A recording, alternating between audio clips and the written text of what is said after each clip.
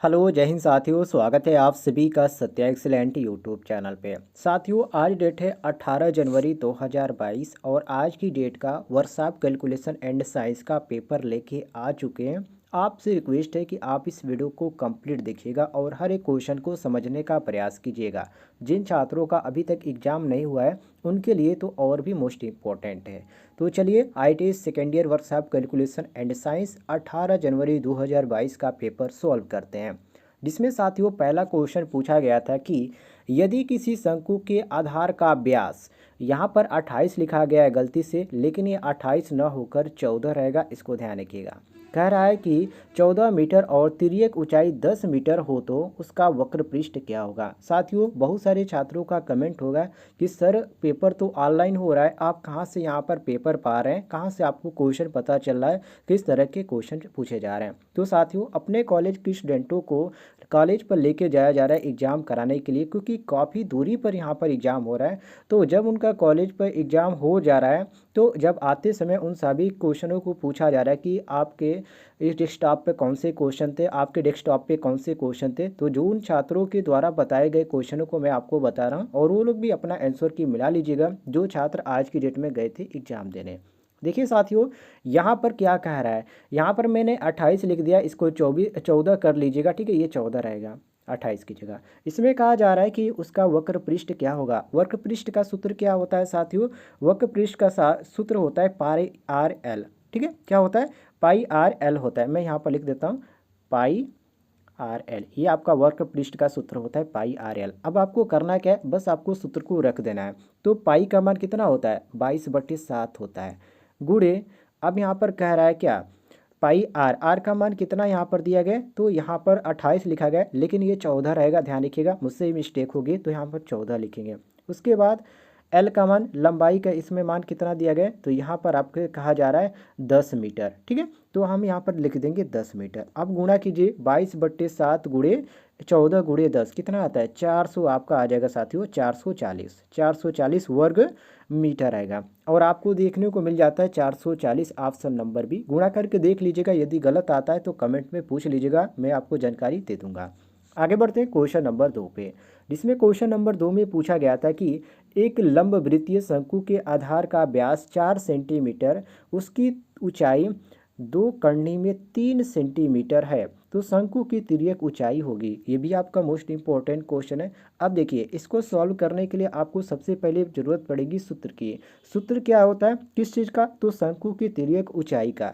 शंकु की तिर्यक ऊंचाई का सूत्र होता है साथियों √r का स्क्वायर, मतलब कि यहाँ पर सॉरी, शंकु की त्रिज्या बराबर यहाँ पर क्या हो जाता है, एच का हो जाता है। ठीक है, पहले एच हो जाता है तो एच का स्क्वायर हो जाता है small H square plus small R square, तो ये आपका त्रिज्या हो जाता है। ठीक है, तो H square plus R square ये आपका अंडर रूट में रहेगा। अब इसी पे हमको सॉल्व करना है सूत्र पे। तो देखिए यहाँ पर क्या कहा जा रहा है, यहाँ पर कहा जा रहा है कि इसका यहाँ पर लगाए, तो यहाँ पर पहले 3 को रखते हैं, उसके बाद 4 को रखते हैं, क्योंकि यहाँ पर ऊंचाई जो दिया गया यहाँ पर 2√3 दिया गया है, तो इसको हम 3 लिख सकते हैं, कोई भी दिक्कत नहीं है।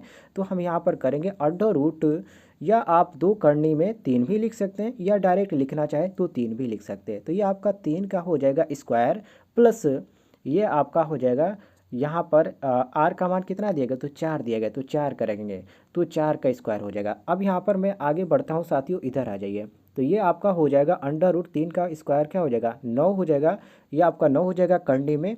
अब देखिए आगे आगे जब आप इसको करेंगे साथियों, तो ये आपका हो जाएगा 4 का 16 हो जाएगा, तो ये अंडर रूट में हो जाएगा 9 + 16। अब 9 + 16 कितना होता है साथियों, तो 9 + 16 होता है 25, तो अंडर रूट ये आपका 25 हो जाएगा। और 25 को जब आप इसको बाहर निकालेंगे तो ये आपका 5 × 25 25, तो ये आप करनी से बाहर निकालेंगे तो ये आपका 5 आ जाएगा। और यहाँ पर आपको 5 जो देखने को मिल जाता है, ऑप्शन नंबर ए देखने को मिल जाता है। तो हमारा क्वेश्चन के अनुसार option number A correct answer हो जाता है। सभी लोग मिला लीजिएगा, जिस भी छात्र को कोई भी क्वेश्चन में कन्फ्यूजन आ रहा होगा। और यदि आपको यहाँ पर ऐसा लगता है कि ये क्वेश्चन नहीं पूछा गया था, तो हो सकता है आपके कॉलेज में क्वेश्चन दूसरा आया होगा, क्योंकि अलग अलग कॉलेजों में अलग अलग तरह के क्वेश्चन पूछे जा रहे हैं। तो यहाँ पर कुछ कहा नहीं जा सकता है कि ये क्वेश्चन आपसे मैच करता होगा या नहीं करता होगा। अगले क्वेश्चन को देखते, जिसमें क्वेश्चन नंबर 3 में यहाँ पर पूछा गया था कि मशीनी अंगों के भार का आगणन किया जाता है? ए ऑप्शन गेजेज के प्रयोग द्वारा, बी ऑप्शन आयतन को पदार्थ के घनत्व से गुणा करके, सी ऑप्शन विभिन्न ड्राइंग के प्रयोग द्वारा, या डी ऑप्शन ब्लूप्रिंट को पढ़ने से। तो साथियों यहाँ पर सही हो जाता है ऑप्शन नंबर बी कि आयतन को पदार्थ के घनत्व से गुणा करके इसका अंगों का जो भार का आगणन है उसको हम आसानी से कर सकते हैं। तो बी ऑप्शन आपका सही हो जाता है क्वेश्चन के अनुसार करेक्ट आंसर। अगले क्वेश्चन पे आते हैं, क्वेश्चन नंबर 4 पे। ये क्वेश्चन आपका काफ़ी इजी था, लेकिन इसको आप सत्यापित करेंगे तो थोड़ा लंबा जाएगा। लेकिन आप सत्यापित क्यों करेंगे साथियों? सत्यापित करने की यहाँ पर ज़रूरत ही क्या है, आप जितना पूछा है बस उतना ही यहाँ पर लिख दीजिए। जैसे कि यहाँ पर पूछा गया कि 1 + tan स्क्वायर थीटा का मान ज्ञात कीजिए। सभी को मालूम है 1 + tan स्क्वायर थीटा बराबर क्या होता है, सेक स्क्वायर थीटा होता है। लेकिन आप इसको सत्यापित करेंगे तो मैं तो यहाँ पर पढ़ा रहा हूँ आपको मोबाइल के द्वारा, तो ये आप इसमें स्क्रीन पे नहीं हो पाएगा, इसका काफ़ी लंबा प्रोसेस चलेगा। लेकिन ये सूत्र है कि 1 + tan स्क्वायर थीटा बराबर से सेक स्क्वायर थीटा, तो आप इसको याद किए होंगे तो आसानी से इसको लगा दिए होंगे। तो ऑप्शन नंबर डी हमारा करेक्ट आंसर हो जाता है। अगले क्वेश्चन को देखते हैं, क्वेश्चन नंबर 5 को।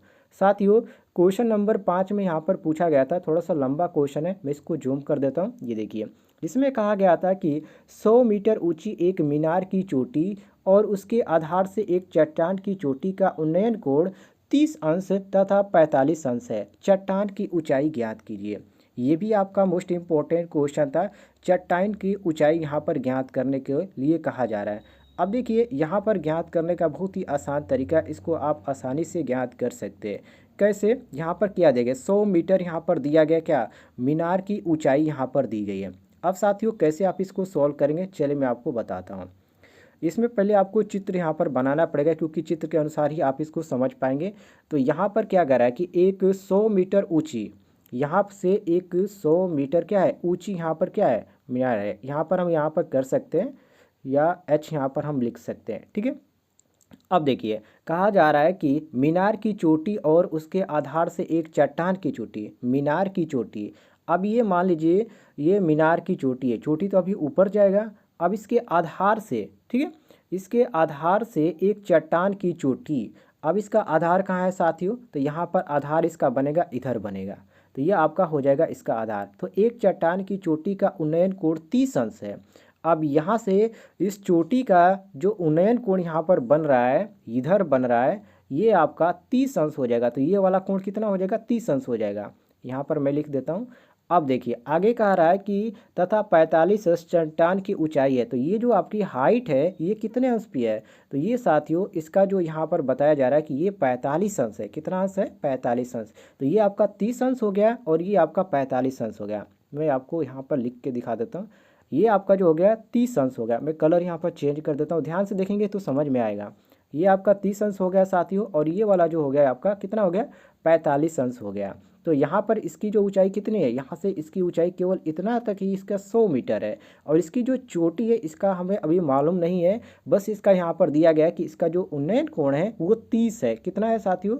उन्नयन कोण 30 है, और यहाँ पर 45 जो कि इसका है। तो ये क्रमशः है। तो चट्टान की ऊंचाई पूछ रहा है, इतना ऊंचाई तो हमको याद है कि यहाँ से और यहाँ तक की ऊंचाई हमको यहाँ पर 100 दे दिया गया, लेकिन ये जो चोटी है यहाँ से और यहाँ तक की हमको ऊंचाई ज्ञात करना है।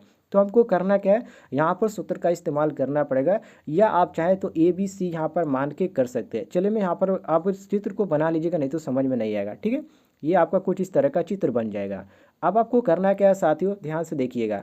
ये आप इसको ए मान लीजिए, और ये जो है आपका इसको बी मान लीजिए, और ये जो है आपको इसको सी मान लीजिए, और ये जो नीचे है आप इसको डी मान लीजिए, और ये वाला जो ऑप्शन है ये वाला इसको आप ई मान लीजिए।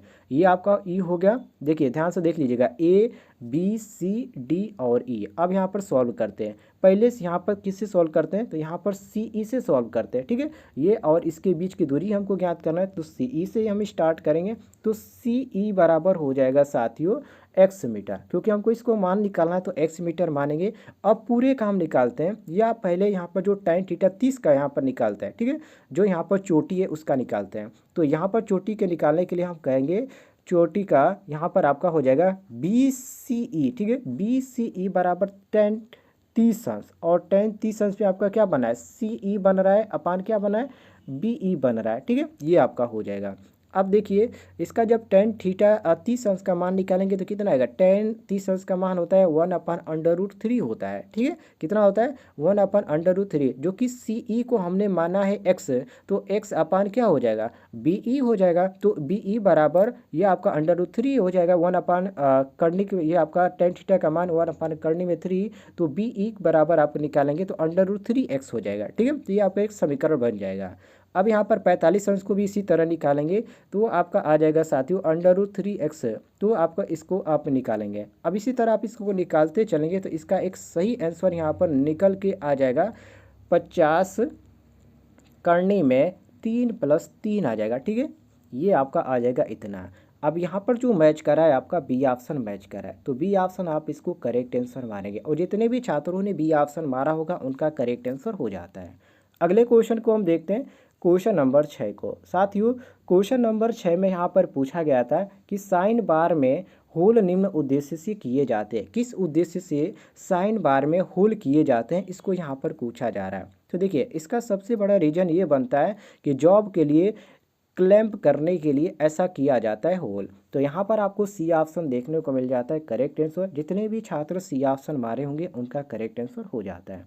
क्वेश्चन नंबर 7 को देखिए साथियों, जिसमें कहा जा रहा है कि प्रतिबल का एमकेएस पद्धति मात्रक है। ए ऑप्शन दिया गया किग्रा प्रति मीटर स्क्वायर, बी ऑप्शन दिए गए मीटर प्रति सेंटीमीटर स्क्वायर, सी ऑप्शन दिया था न्यूटन स्क्वायर प्रति मीटर स्क्वायर या न्यूटन प्रति मीटर स्क्वायर। तो साथियों यहाँ पर सही हो जाता है ऑप्शन नंबर डी, जो प्रतिबल का एमकेएस होता है पद्धति में मात्रक वो न्यूटन प्रति मीटर स्क्वायर होता है। तो डी ऑप्शन करेक्ट आंसर मारा जाएगा। जितने भी छात्र डी ऑप्शन मारे होंगे उनका करेक्ट आंसर हो जाता है। क्वेश्चन नंबर 8 को देखिए, जिसमें कहा जा रहा है कि निम्न में से कौन सा तापमान से संदर्भित है, जैसे कि ए ऑप्शन ऊर्जा का एक रूप है, बी ऑप्शन यह ऊष्मा की अवस्था बताता है, सी ऑप्शन इसकी इकाई कैलोरी है, या डी ऑप्शन यह कैलोरी मीटर से मापा जाता है। तो साथियों यहाँ पर सही हो जाता है ऑप्शन नंबर ए कि ऊर्जा का एक रूप है, मतलब कि तापमान से संबंधित क्या है, तापमान एक ऊर्जा का रूप है, ध्यान रखिएगा। क्वेश्चन नंबर आते हैं 9 पे, जिसमें साथियों पूछा जा रहा है कि विशेष दिशा की अवस्था में परिवर्तन की दर को कहते हैं। ए ऑप्शन गति कहते हैं, बी ऑप्शन संवेग बोलते हैं, या सी ऑप्शन त्वरण बोलते हैं, या डी ऑप्शन समय बोलते हैं। तो साथियों यहाँ पर आपका सही हो जाता है क्वेश्चन के अनुसार ऑप्शन नंबर बी, जिसको क्या बोला जाता है, जिसको साथियों यहाँ पर बोला जाता है त्वरण। तो यहाँ पर आपको सी ऑप्शन देखने को मिल जाता है बिल्कुल करेक्ट आंसर।